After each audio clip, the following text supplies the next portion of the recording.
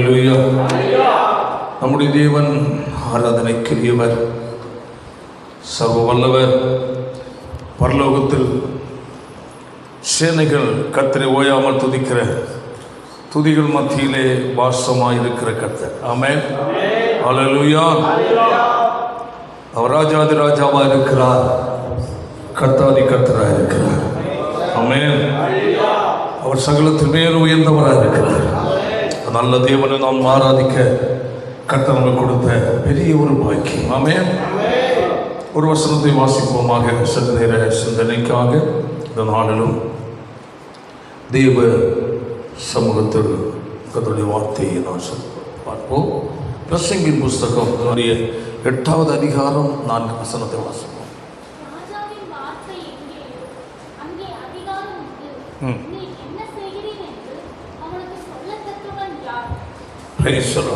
இங்குதான் பார்க்கும்போது அருமையான ஒரு வசனத்தை பார்க்கிறோம். பிரசங்கின் புஸ்தகத்தில் 8வது அதிகாரம் 4வது வசனத்தை வாசிக்கும் போது, ராஜாவின் வார்த்தை எங்கேயோ அங்கே அதிகாரம் உண்டு.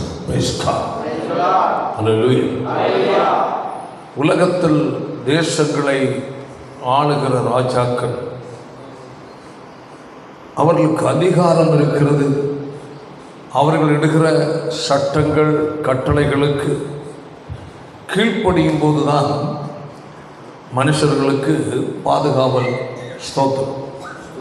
அவர்கள் ஏற்றுகிற சட்டத்தை செய்யாவிட்டால், நிறைவேற்றாவிட்டால் அது குற்றமாய் மாறிவிடுகிறது. ஆமென். இங்கு உலக பிரகாரமான ஒரு ராஜாவை அங்கு முன்வைத்து சொல்லப்பட்டிருக்கிறது. ஆமென். ஆனால் நம்முடைய ராஜா ராஜாதி ராஜாவாக இருக்கிறார். அது அவர் கர்த்தாதி கர்த்தாவுமாக இருக்கிறார். ஆமென். அல்லேலூயா. உலகத்தில் ராஜாக்கள் சொன்னதை செய்யாமல் இருக்கலாம். ஆமென். அவர்கள் அநீதியான செயல்களில் அவர்கள் ஈடுபடலாம். ஆமென். நம்முடைய ராஜா நீதியின் ராஜாவாக இருக்கிறார். அல்லேலூயா. வேதம் சொல்லுகிறது, ராஜாவின் வார்த்தை எங்கேயோ அங்கே அதிகாரம் இருக்கிறது. ஆமென். அந்த வார்த்தைக்கு ஒரு செயலாற்றும் திறன். ஆமென். நான் அதான் சொன்னேன், உலகத்தில் சட்டங்களை ஏற்றி வைக்கிற ராஜாக்கள், அதிகாரத்தை செலுத்துகிறவர்கள், அவர்கள் சொல்லுகிற வார்த்தைகளுக்கு, அந்த சட்டத்திட்டங்களுக்கு உலக மக்கள் கீழ்ப்படிந்து அதன்படி வாழும் போதுதான் அவர்களுக்கு பாதுகாவல். ராஜாவுக்கு அவர்களுக்கு கொடுத்த நல்ல சந்தோஷம். ஆமென். அல்லேலூயா. அதுபோல ஒரு உன்னதமான நல்ல ஒரு ராஜா நமக்கு இருக்கிறார். வேதத்தில் சொல்லப்பட்டிருக்கிறது. தீர்க்கதரிசி புத்தகத்தில் 9வது அதிகாரம் 6ஆம் வசனத்தை வாசிக்கும் போது வாசிப்போமாக.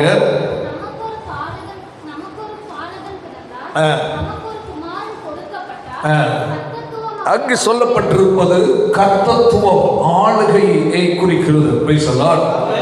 அப்போ நமக்காய் பேசலாம். அந்த உலகத்தில் மனிதனை அவதரித்து வந்த இரட்சகராய் இயேசு. ஆமென்.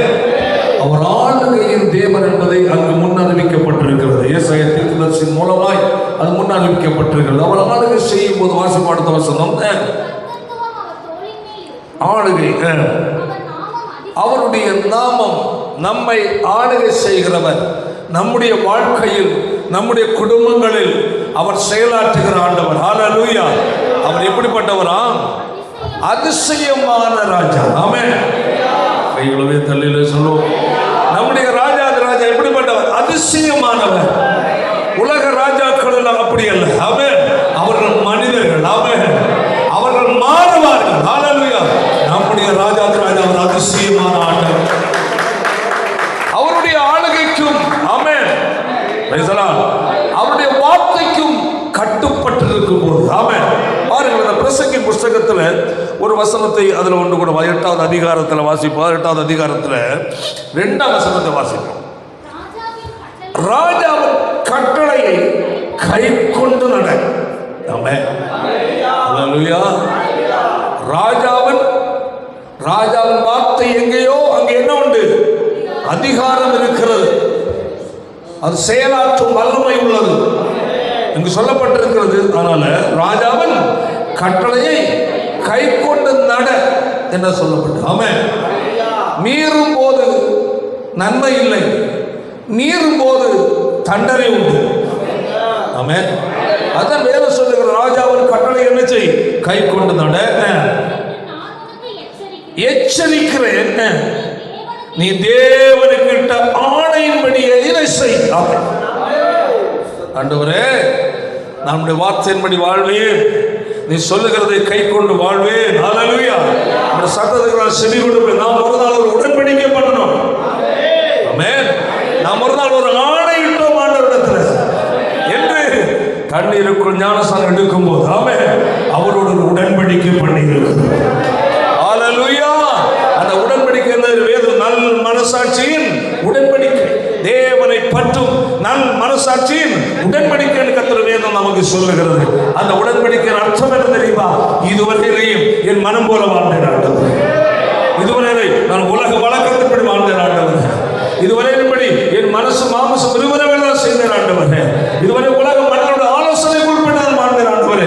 இன்று முதல் ஹல்லேலூயா, ஹல்லேலூயா, உம்முடைய வார்த்தையின்படி நான் வாழ்வேன். ஆமென். ஹல்லேலூயா. நீர் எனக்கு என்ன சொல்லுகிறீரோ அதை கை கொண்டு வாழ்வேன் என்று சொல்லி ஆமென். வேதம் சொல்லுகிறது, அவரோடு நாம் ஆணையிட்டு இருக்கிறோம், உடன்படிக்கை பண்ணி இருக்கிறோம். ஆமென். அந்த ஞானஸ்நானம் என்பது நம் அநேக நினைப்பாய் சடங்காய் அல்ல, உண்மையாய் மனம் திரும்பி அப்படி என்ற மறுபடியும் பிறத்தல். வேதம் சொல்லுகிற ஒருவர் மறுபடியும் பிறவாவிட்டால் தேவனுடைய ராஜ்யத்தை காண மாட்டான்.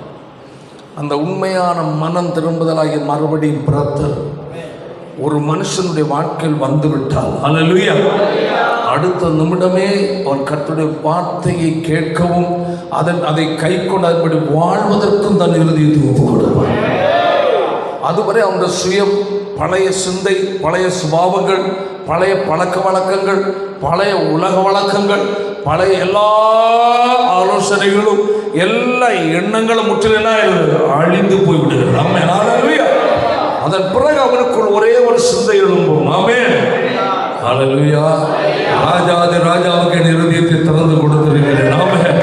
அவர் எனக்கு என்ன கட்டளை இருக்கிறாரோ, அவர் எனக்கு என்ன சொல்லுகிறாரோ அதன்படி நான் வாழ்வேன் என்று சொல்லி ஒரு தீர்மானம் நாம் எடுக்கிறோம். அந்த தீர்மானத்துக்கு உட்பட்டு நம்ம இருக்கிறது வரையிலையும் தேவ பாதுகாப்பு நமக்கு உண்டு. மனிதனை போல கர்த்தர் உடன்படிக்கை மாற்றுகிறவர் அல்ல, மனிதன் மாற்றுவான். ஹல்லேலூயா. தேவன் மாறாதவர், மாற்றாதவர். ஆமென். அவரிடத்தில் பரிதானம் செல்லாது. ஹல்லேலூயா. உண்மையாய் கர்த்தருக்கு பயப்படுகிற மக்களை ஆமென் பாதுகாக்கிறதே வராது. ஹல்லேலூயா. இதான் வேதம் சொல்லுகிறது, ராஜாவின் கட்டளையை கை கொண்டு நட எச்சரிக்கிறேன், ஆணையின் படியே இதை செய். கர்த்தரோடு நீ பண்ணிக்கொண்ட உடன்படிக்கை, ஆமென், அவரோடு பண்ணிக்கொண்ட அந்த ஆணை, ஹல்லேலூயா, அதன்படி நீ என்ன செய். அடுத்த வசனம், நீ அவர் சமூகத்தை விட்டு விலக துரிதப்படாதே. ஆமென். Praise the Lord. இந்த வேதம் வசனம் நம்மை பார்த்து நீ கர்த்தருடைய சமூகத்தை விட்டு, ஆமென், கர்த்தரோடு உள்ள ஐக்கியத்தை விட்டு, ஆமென், என்ன செய்யாத, விலகாத. அவரோடு பண்ணிக்கொண்ட உடன்படிக்கை விட்டு என்ன செய்யாத, விலகாத. ஹல்லேலூயா. ஏன்? அவர் உடன்படிக்கையில் உண்மை உள்ளவர். நான் பண்ணின உடன்படிக்கை அவர் எதிர்பார்க்கிறவர். என் மகள் என்னோடு கூட உடன்படிக்கை பண்ணினா, என் மகள் என்னோடு கூட உடன்படிக்கை பண்ணினா, அந்த உடன்படிக்கை அவர் ஜீவிக்கிறார் என்று கர்த்தர் பார்க்கிறார். உடன்படிக்கையை முறிப்பது தேவன் விரும்புவதில்லை. நாட்டுக்கு நாடு ஒப்பந்தங்கள் உடன்படிக்கை இருக்கிறது. இந்தியா, பாகிஸ்தான், சைனா, இந்தியா எல்லாம் வயசுக்காடு அவர்களுக்குள் ஒரு உடன்படிக்கை. இந்த அதிர்ச்சி இதுவரை உங்களுக்குரிய இடம், அதுக்கப்புறம் நான் வரமாட்டேன், நானும் வரமாட்டேன், முடிஞ்சு போச்சு.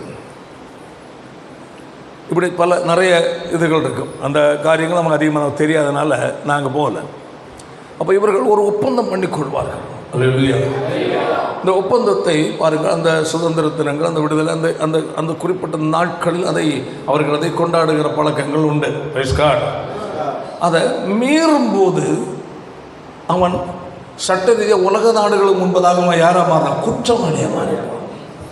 பார்த்தீங்களா? உலக பிரகாரமான அந்த ஒப்பந்தங்கள், அந்த உடன்படிக்கையை மீறும்போது அது ஒரு குற்றமாய் மாறுகிறது என்றால், ஹல்லேலூயா ஹல்லேலூயா, தேவனுக்கும் மனிதனாகிய நமக்கும், ஆமென், தேவனுக்கும் சபைக்கும், ஹல்லேலூயா, தேவனுக்கும் தேவனுடைய பிள்ளைகளுக்கும் ஆகிய, ஆமென், உடன்படிக்கையை கர்த்தர் எவ்வளவு கவனமாக இருந்தார். ஆமென்.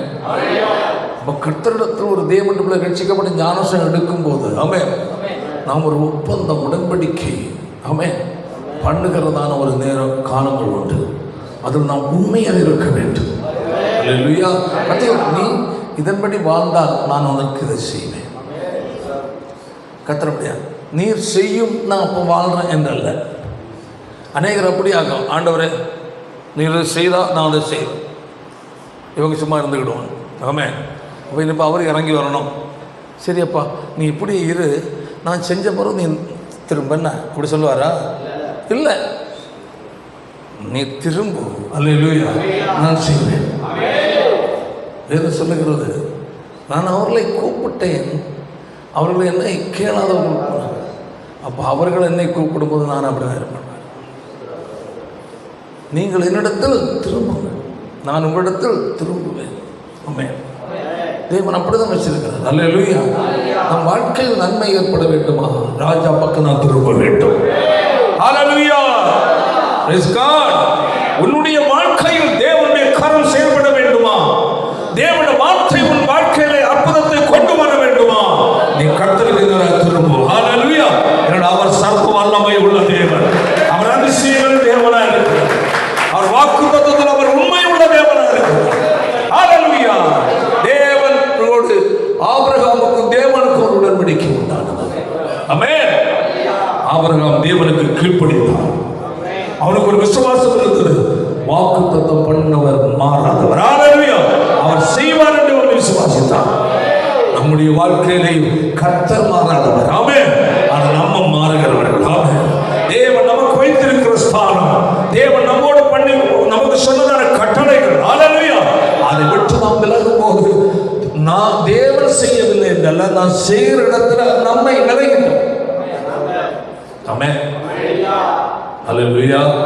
இஸ்ரவேல் ஜனங்களுக்கு கிடைத்த காண வேண்டிய கானானில் பிரவேசிப்பதற்கு, ஆமென், வாக்குத்தத்தம் பண்ணப்பட்ட பாலும் தேனும் ஓடுகிற கானானை சுதந்திரிப்பதற்கு அருகாமையில் தான் இருக்கு. அல்லேலூயா. 40 ஆண்டு நடக்க வேண்டிய தேவையில்லை.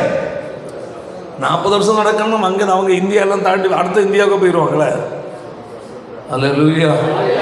ஆனால் அருகாமல் 40 நாட்களை கடந்து செல்ல வேண்டிய அருகில் இருக்கிறது. தேவன் வாக்குத்தத்தம் பண்ணினது உன் அருகில் இருக்கிறது. அல்லேலூயா. அவர் வாக்கு மாறாதவர் என்று கொண்டிருக்கிறார். நீ கஷ்டப்படுவதையோ, நீ வேதனைப்படுவதையோ, துக்கப்படுவதையோ பார்த்து ரசிக்கிற தேவன் அல்ல.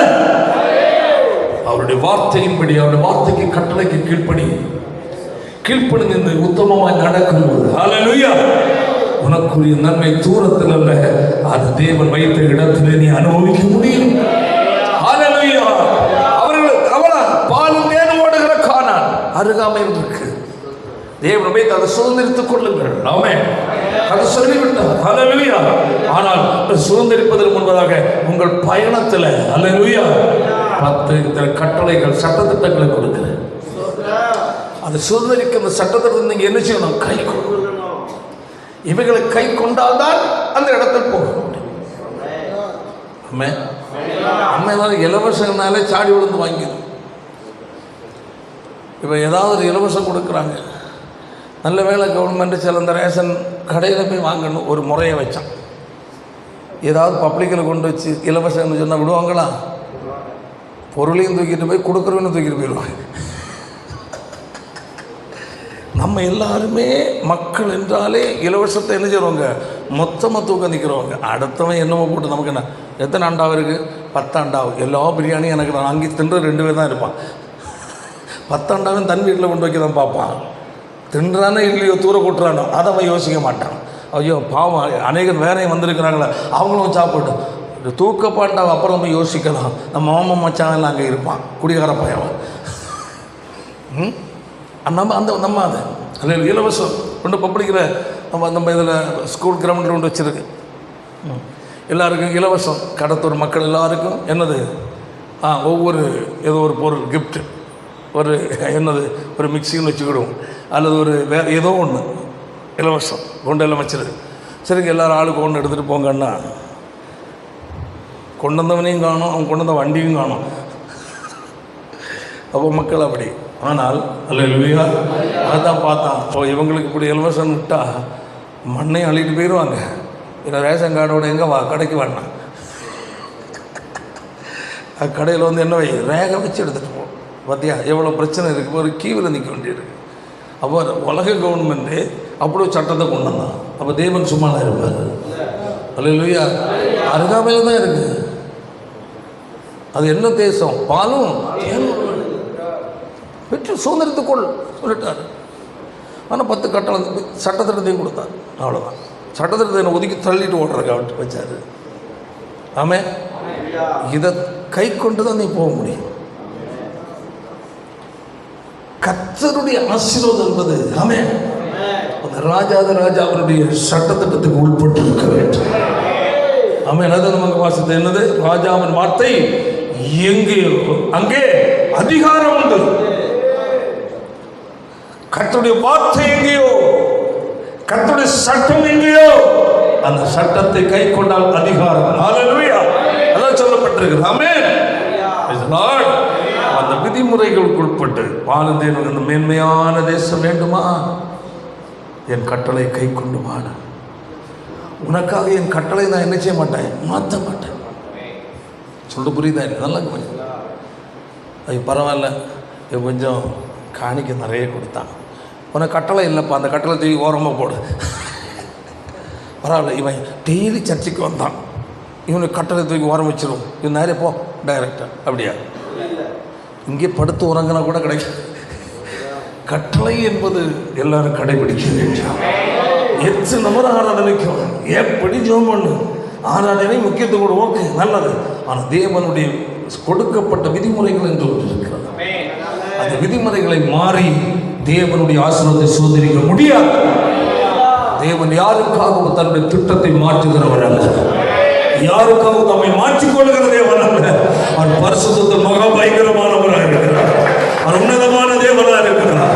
அதனால் ஆண்டவருக்கு கீழ்ப்படிந்து அவருக்கு சார்ந்து வாழும் போது ஆமென், உனக்குரிய நன்மை உங்களை தேடி வரும். ஆமென், ஹல்லேலூயா. இத்தனை வருஷங்களை பிறந்த காலத்திலிருந்து இத்தனை வருஷங்களை எவ்வளவு நன்மைகளை இந்த ஆண்டவர்கள் செஞ்சிருக்கிறார். போராட்டம் உண்டு, அது கடக்க முடியாத சூழ்நிலை வரும். இங்க வருவதை வந்த பிறகு உள்ள விட்டு அதுக்கு முன்ன உடனே சொல்றேன், பயங்கர கண்டார்கள்.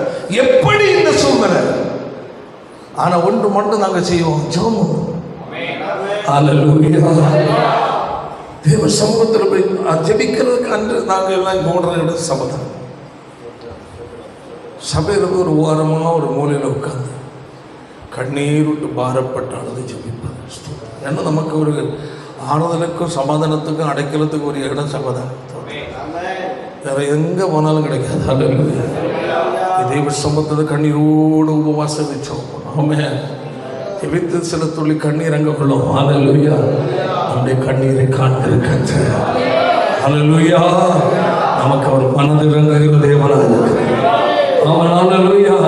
எந்த மனுஷனும் தன்னை தேவ சமூகத்தில் யார் தன்னை தாழ்த்துகிறாரோ ஆமென், அவர் வாழ்க்கையில் தேவன் நன்மை செய்கிற தேவனாக இருக்கிறார், அற்புதம் செய்கிற தேவனாக இருக்கிறார். ஹல்லேலூயா. Praise the Lord. அவர் உன்னதமான தேவனார். கர்த்தத்துவம் அவர் தோளின் மேல் இருக்கிறது. அவர் நாமம் அதிசயமானவர், ஆலோசனை கர்த்தர், வல்லமையுள்ள தேவன், நேர்த்திய பிதா, சமாதான பிரபு எனப்படுவார். இந்த ராஜாதி ராஜாவாகிய உன்னதமான கர்த்தருக்கு ஆமென். தேவனுடைய பிள்ளை ஆளுகைக்கு உட்பட்டு உன்னை ஒப்பு கொடுக்கும் போது ஆமென், சொல்லப்பட்ட அனைத்து காரியங்களும் வாழ்க்கையில் நிறைவேறும். இன்னும் ஆளுகைக்கு வேறொருவர் ரெடியா நிற்கிறான். வேற சொல்லாம இந்த உலகத்தின் அதிபதி என்று சொல்லப்பட்டு ஆமென். அந்த உலகத்தின் அதிபதி என்றால் உலகத்தில் உள்ள எல்லா அறிவுறுப்புக்கும் தவப்பன். பாவம், அக்கிரமம், அநியாயம், பொய், பித்தலாட்டம், கொலை, கொள்ளை, விபச்சாரம், வேசித்தனம் எல்லாத்துக்கும் அப்பன். ஆமென். அவனும் ஒவ்வொரு மனுஷன் நினைச்சு விரும்புகிறான், ஆளு நினைச்சு விரும்புகிறான். தேசமே அவன் கட்டுப்பாடுலாம் இருக்கு, தேச தலைவரில் அவனுடைய கட்டுப்பாடுலாம் இருக்கிறாங்க. அல்லேலூயா. அந்த உலகத்தின் அதிபதியா உலகத்தை அருவருப்பால் அக்கிரமத்தால் ஆண்டு அலக்கழித்துக் கொண்டிருக்கும் போது, அல்லேலூயா, இந்த மத்தியில் ஒரு கூட்ட ஜனங்களை ஆகாமித்து கருத்து இருந்து கொண்டு தம்முடைய ராஜ்யத்தை கட்டுப்பாட்டுகள் அவர் வைத்திருக்கிறார். ஆமென். இதே உலகத்தில் அழிந்து கொண்டிருக்கிற அருவருப்பு நிறைந்த, அக்கிரமம் நிறைந்த, பாவம் நிறைந்த பொல்லாத உலகத்தில், அல்லேலூயா, தேவனால் ஆங்காங்கிருந்து தெரிந்து கொண்ட ஒரு கூட்ட ஜனம் உண்டு. அந்த ஜனம், அந்த நபர்கள், அந்த குடும்பங்கள் பரலோக ராஜாவினுடைய கட்டுப்பாட்டுக்குள்ள இருக்கிறது. அல்லேலூயா. அதான் சொன்ன, நான் உலகத்தான் அல்ல சொல்ல, நீர் உலகத்தில் என்னை தெரிந்து கொண்டு எனக்கு தந்தவர்கள். நம்ம உலகத்தில் நம்மை தெரிந்து கொண்டு இதை உலகத்திலேயே வச்சாங்க. எவ்வளோ பெரிய காரியம். இப்போ நாம் எங்கே இல்லை, பரலோகத்தில் இல்லை, ஆனால் பரலோகத்துக்குரிய பிரஜைகள். அல்லேலூயா. பரலோகத்தில் இல்லை, எங்கே இருக்கிறோம்? சாத்தானுடைய ஆளுகைக்குட்பட்டதான அந்த உலகத்தில் நம்ம இருக்கிறோம். ஆனால் இந்த உலகத்தில், இந்த உலகத்துக்குரியவர்களாய் ஆக அல்லாதவர்களாகிய நாம் இந்த உலகத்தில் கட்டது மேல வைத்து, அல்லேலூயா, பரலோகத்தில் சட்டத்திற்கு நமக்கு கற்றுக் கொடுத்து, ஆமென், இந்த அருவருப்புகள் இந்த உலகத்தில், அல்லேலூயா, என் கட்டளை நீ கை கொண்டு நீ வாழ். அதான் சொன்னார், உலகத்தில் உங்களுக்கு என்ன உண்டு? உண்டு. ஏன்? நாம் எங்குள்ள உலகத்தால் அல்ல. ஏன் ஒரு தேவனுடைய நெருக்கம், ஏன் கஷ்டங்கள், பிரச்சனைகள், போராட்டங்கள்? ஏனென்றால் நாம் இந்த உலகத்திற்குரியவர்கள், உலகத்திற்கு நாம் அந்நியர். ஆமென். நமக்குரிய மேன்மை இனிதான் இருக்கு. ஆமென். உலகத்தில் வைத்து நம்மை பாதுகாக்கிற ஒரு தேவன். அல்லேலூயா. இந்த உலகத்தில் வைத்து அவருடைய பரிசுத்த ஆவியினால், ஆமென், நம்மை ஆளுகை செய்கிறார். ஆமென். ஆறுதல் படுத்தி, சமாதானப்படுத்தி, தைரியப்படுத்தி, நம்ம பலப்படுத்தி ஒவ்வொரு நாளும் நம்ம நடத்துகிறார். நாம் நோக்கி பார்க்கத்தக்க ஒரே ஒரு ராஜா, உன்னதமான சிங்காசனத்தை வீட்டிருக்கிற சர்வ வல்லமை உள்ளது. அவரை நோக்கி பார்த்தவர்கள் என்ன செய்தார்? அவருடைய முகம் என்ன செய்வார்? வைக்கப்படவில்லை. தெய்வ பிள்ளைகள் இந்த தெளிவோடு நம்ம இருக்கணும். நம்ம தேவன் சர்வ வல்லமுள்ளவர், பரிசுத்தமான தேவன் தான். அல்லேலூயா. நம்ம நினைப்போம், சர்வ வல்லமுள்ளவர் அல்லவா, எனக்கு எதிராக செயல்படுறவனை ஏன் ஆண்டவர் சாகடிக்கவில்லை? பழைய ஏற்பாட்டின் காலத்தில் கண்ணுக்கு கண், பல்லு பல், தம்மால் தெரிந்து கூட தேவ ஜனங்களுக்கு விரோதமாய் எவ்வளோ கொடூரமான ராஜாவாக இருந்தாலும், எத்தனை சேனைகள் நிறைந்த ராஜாக்களும் படைகளுமாக இருந்தாலும், தேவ ஜனங்கள் கர்த்தருடைய கட்டளைக்கு கை கொண்டு வாழ்ந்தாங்கன்னா இவங்க மேலே ஒரு தூசி கூட விடாது. பழைய ஏற்பாட்டில் ஆமென். அந்த ராஜாக்களுடைய ஆட்சி காலத்தில் உள்ளதான தேவனுடைய செயலை நாம் பார்க்க முடியும்.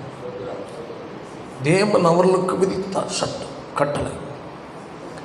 இதற்குள் நீ நின்று நீ என்ன செய்ய, நிறைய பல இடத்துல சொல்லியிருப்பார், கர்த்தர் உங்களுக்காக யுத்தம் செய்ய, நீங்கள் சும்மா இருப்பீங்க. ஏன் சும்மா விளையாட்டு சொன்னாங்க?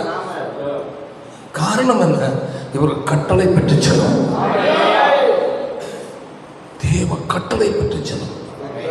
அப்போ அவர் சொல்றார், கட்டளைக்குள் நீ அதுக்குள் இருக்கிறது வரையிலே, தேவனுடைய ஆலோசனைக்கு உட்பட்டு வாழ்கிற வரையிலே, தேவனுக்கு உபதேசம் கொடுத்த உபதேச சட்டத்துக்கு உட்பட்டு வாழ்கிற வரையிலே, அல்லேலூயா, தேவன் சொன்ன வாக்கு தத்துவம் உன் வாழ்க்கையில் நிறைவேறும். ஆமென். தேவன் அவர்களுக்கு யுத்தம் செய்வார். பல இடத்துல ஸ்தோத்திரம். நீங்கள் நின்று கொண்டு கர்த்தர் உங்களை செய்கிறதான என்னது அதிசயத்தை பார்ப்பீங்க. அவர் உங்களுக்கு யுத்தம் செய்வார், நீங்கள் சும்மா இருப்பீங்க. அல்லேலூயா. அப்படிப்பட்ட தேவன். அப்போ நம்ம அவரை சார்ந்து கொண்டார். ஆமென்.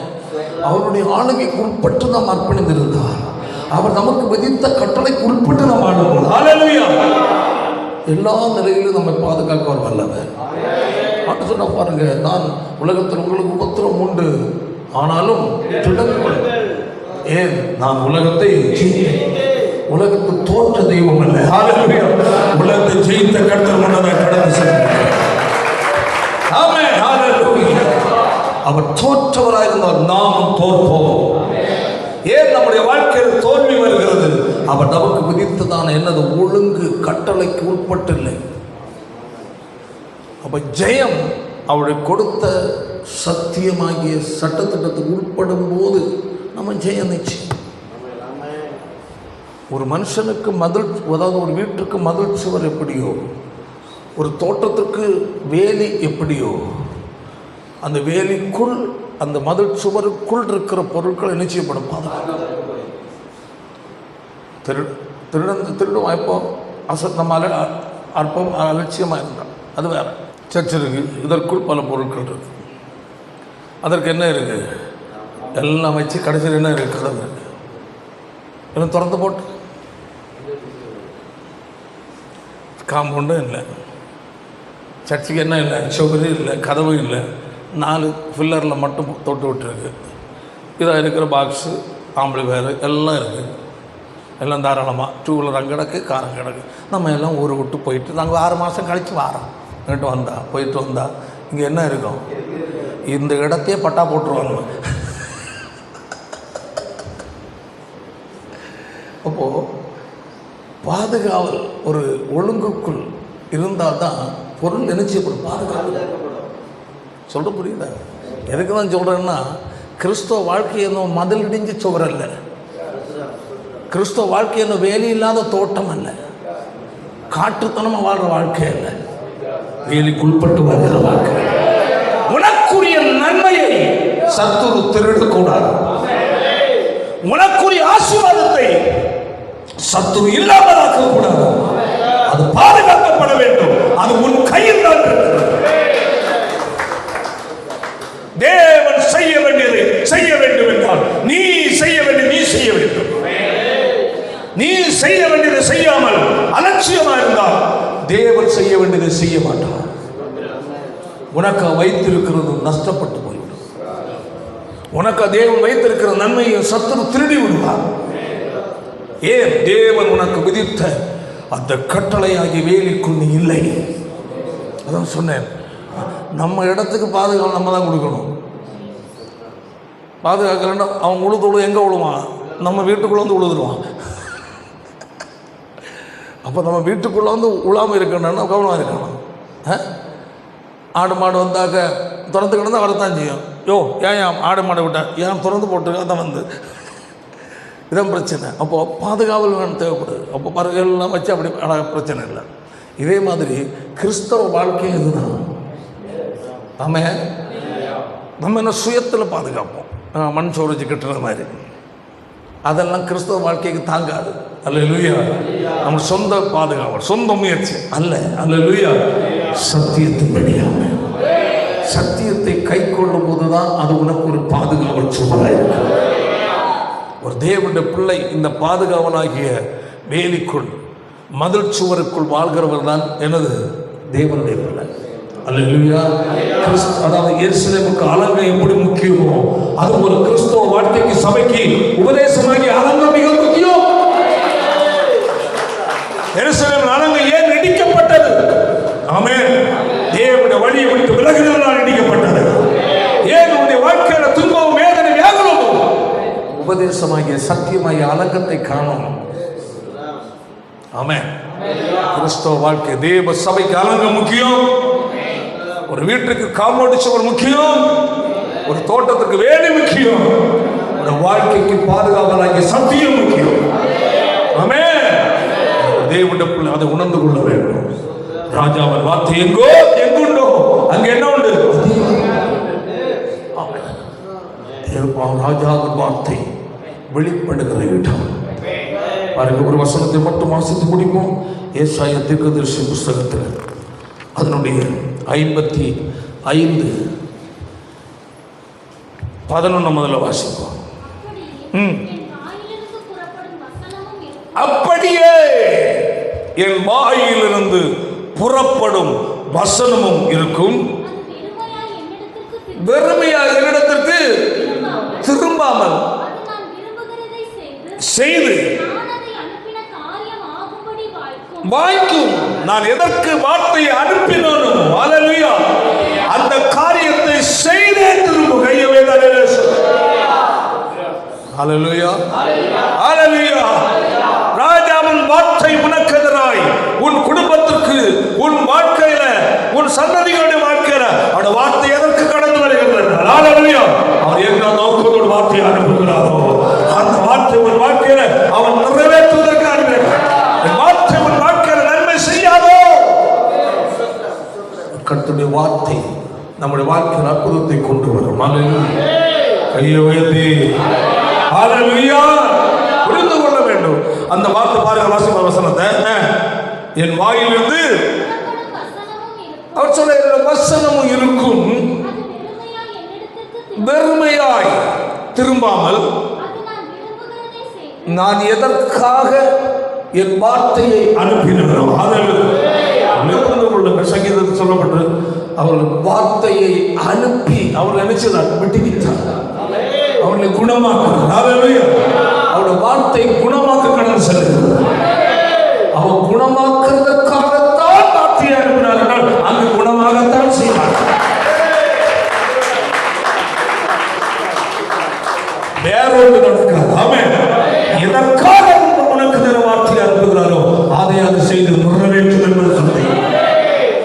உன்னை விடுவிக்க உன் கட்டுகள், உன் பிரச்சனைகள், உன் வியாதிகள், உன் வேதனைகள், இவைகள் உன்னை விடுவிக்க கர்த்தர் தம்முடைய வார்த்தையை அனுப்புகிறார்கள். ஹல்லேலூயா. அது கட்டாயம் நடந்தே தீரும். ராஜாவுடைய வார்த்தை. ஹல்லேலூயா, ஹல்லேலூயா, ஹல்லேலூயா. அதை அந்த நிறைவேறன எதற்கு ஒப்பிடுகிறார் பாருங்க. முந்தின வசனம் வாசி, 10 வசனம். மழையும் வானத்திலிருந்து மழை பெய்யுது பூமிக்கு.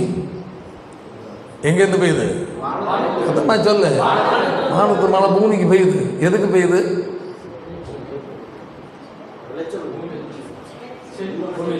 செழிப்பாக்குறதுக்காக. அவனவன் வயல், அவனவன் கழனியில என்ன உண்டாக? நல்லது உண்டாக. அல்லேலூயா.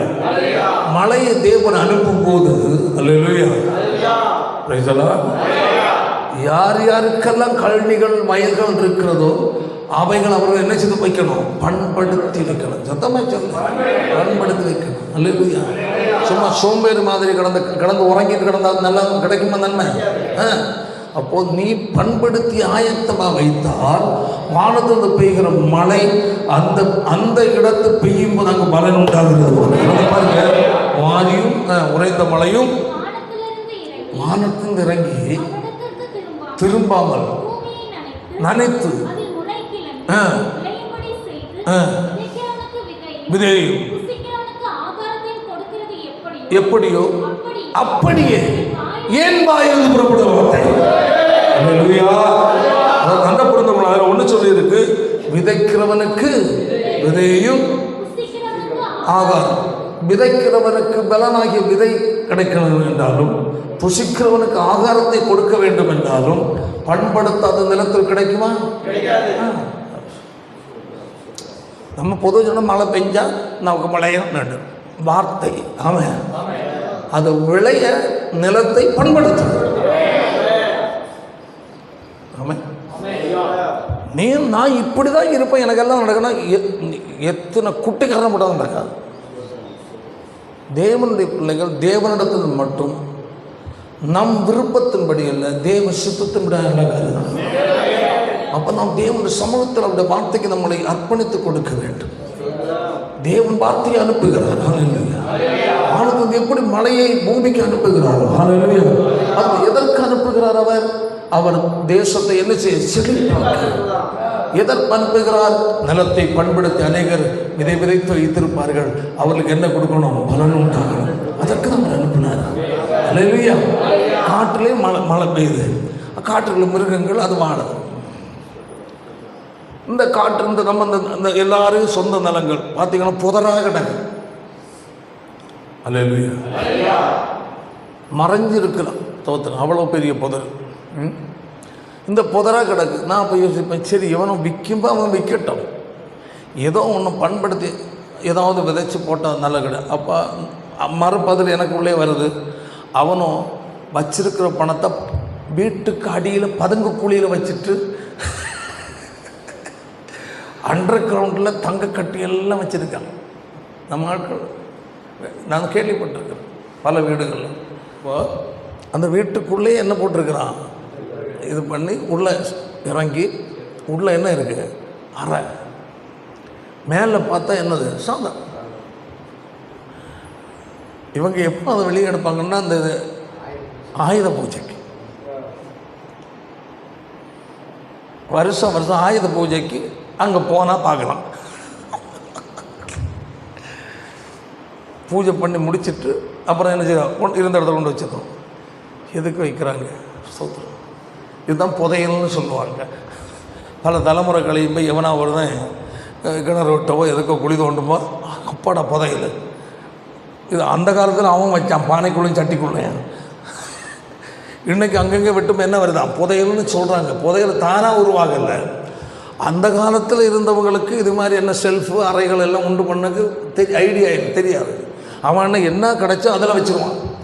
கல்லை இது பண்ணி என்ன செய்வான் அதுக்குள்ள. நம்மளை விட அண்ணன் விரலே குத்தி கல்லை உடைச்சிருவான். நம்ம என்ன இப்போ அவங்க கொஞ்சம் ஸ்ட்ராங்கான ஆட்கள் அந்த காலத்தில்.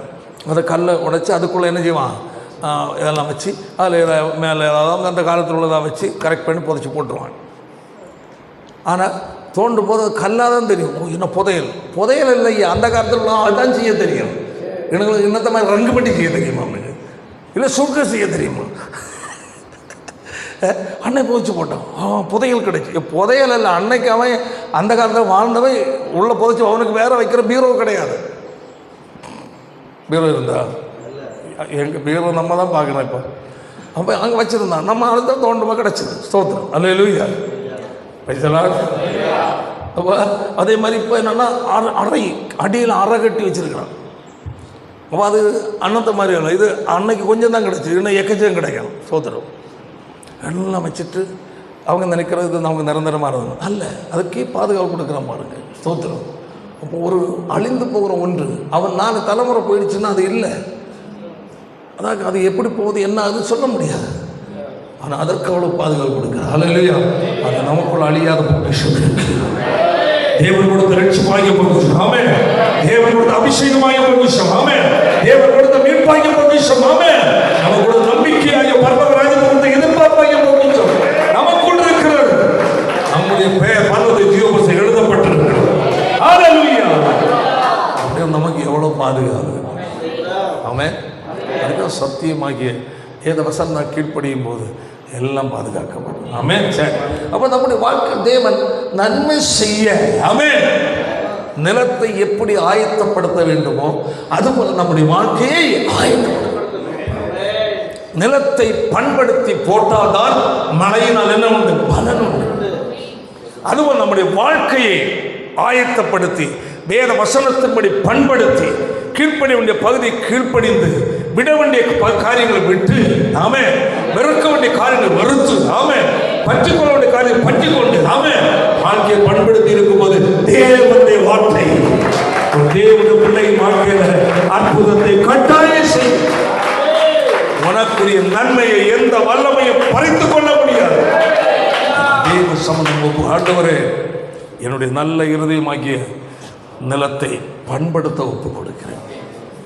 எனக்குள் முளைத்திருக்கிற களைகள், தேவையற்ற சிந்தைகள், கீழ்ப்படியாமைகள், துணிகரங்கள் இவள் எல்லாவற்றையும் மாற்றியுமாப்பா. நம்முடைய சத்தியத்தை கை கொண்டு வாழ எனக்கு கிருபை தாரும். ஆமென். அல்லேலூயா. இருதயத்தை என்ன செய்யும், விசாலமாக்கும். அப்படி உங்களுடைய கற்பனை வழியாக நான் ஓடுவேன் சொல்லுங்க. ஆமென். அல்லேலூயா.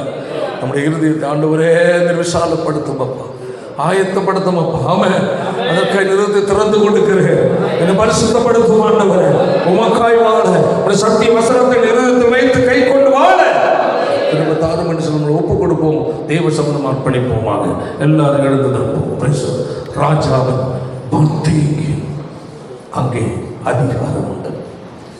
கர்த்தருடைய வார்த்தை, ராஜாவின் வார்த்தை எப்படி அதற்கு ஒரு அதிகாரம் வல்லமை இருக்கிறது, அதுபோல உன்னதமான ராஜாதி ராஜாவாகிய தேவனாய் கர்த்தருடைய வார்த்தை ஆமென் நம்முடைய வாழ்க்கையில கட்டாயம் நன்மையை கொண்டு வரும் என்பதில் எந்த சந்தேகமும் இல்லை. எல்லாரும் உங்களோட சோதனை சொல்லணும்.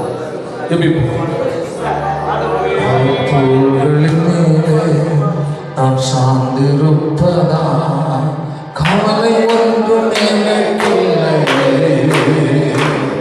என் தேவைகளெல்லாம் அவர் பார்த்துக் கொள்வார்.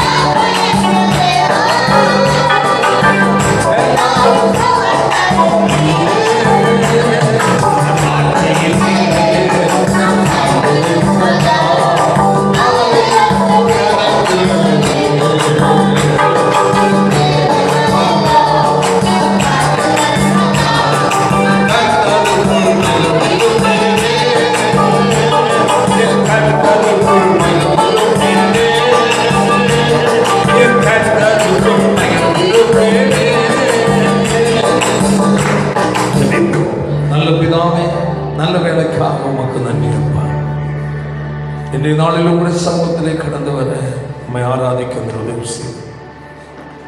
ராஜாவின் வார்த்தை எங்கேயோ அங்கே அதிகாரம் உண்டு. ராஜாதி ராஜாவாகிய தேவனுடைய பிள்ளைகளாகிய நாங்கள் சேவிக்க உண்மை ஆராதிக்க வந்திருக்கிறோம். நீ வார்த்தை அனுப்புகிறது இப்படி பூமி பண்படுத்தப்பட்டு ஆயத்தமாக இருக்கும்போது வானத்து பெய்கிற மழை அது விதைத்தவனுக்கு உழுது பண்படுத்தினவனுக்கு நன்மையை கொடுப்பது போல கர்த்தருடைய வார்த்தை எங்களுக்கு நேராக கடந்து வரும்போது ஒரு ஆயத்தம் உள்ள பண்படுத்தப்பட்ட ஒரு இருதயமாய் வாழ்க்கையில் காணப்படும் போது தேவனுடைய வார்த்தை எங்கள் வாழ்க்கையில் அற்புதத்தை செய்கிறதா இருக்கிறதா அதுபடி எங்கள் வாழ்க்கைகளுக்கு அறியாமைகள் குறைகள் எல்லாம் அறிக்கை எடுக்கிறோம். ஒப்பு பிள்ளைகள் எந்தெந்த எதிர்பார்ப்புகளோடு வாழ்கிறார்கள், எந்தெந்த பாரங்களோடு வந்திருக்கிறார்களோ இன்னொரு உங்களுடைய வார்த்தையை கர்த்தர் அனுப்புவீராக. வார்த்தையை கர்த்தர் அனுப்பி இருக்கிறீரே ஆண்டவரே, அந்த வார்த்தை நம்முடைய பிள்ளைகள் வாழ்க்கையில் அற்புதத்தை செய்யட்டும், இல்லாமையை உண்டாக்குவதாக, அதிசயம் நடப்பதாக என்று இயேசுவின் நாமத்தில் ஜெபிக்கிறேன். பிரச்சனை நீங்கட்டும். தெய்வீக சமாதானத்தோடு நம்முடைய பிள்ளைகள் சமாதானத்தோடு இயேசுவின் மூலம் ஜெபிக்கிறோம். ஜெபங்கள் நல்ல